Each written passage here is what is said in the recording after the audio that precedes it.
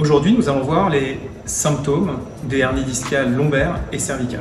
Le symptôme le plus caractéristique est celui d'une douleur qu'on appellera radiculaire, c'est-à-dire une douleur qui suit un trajet très précis dans le bras ou dans la jambe.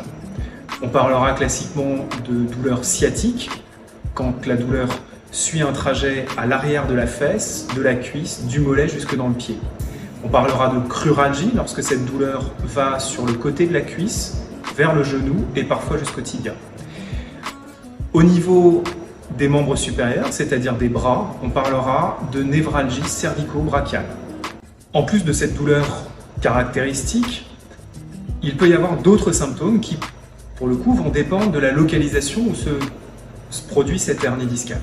Si la hernie se produit au niveau cervical ou thoracique, qu'on appelle également dorsale, la présence de la moelle épinière rajoute un niveau de complexité supplémentaire, puisque c'est une structure qui est extrêmement sensible à la compression, et on peut donc se retrouver face à des tableaux de compression médulaire.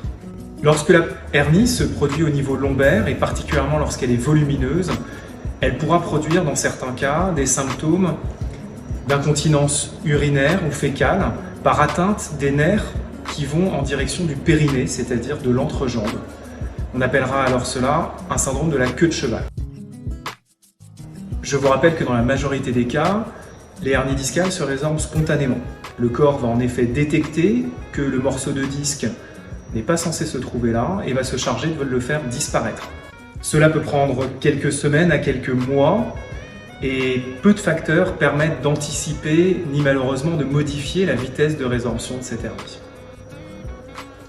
Les traitements médicaux ont alors pour but de calmer les symptômes le temps que le corps fasse le ménage de cette hernie. La chirurgie sera, elle, envisagée dans des cas bien précis, lorsqu'il y a des signes de gravité neurologiques qui viennent se surajouter à la douleur, ou bien lorsque, malgré les traitements médicaux, nous n'arrivons pas à soulager la douleur. Enfin, elle peut être proposée lorsque, malgré l'attente, la hernie ne semble pas se résorber.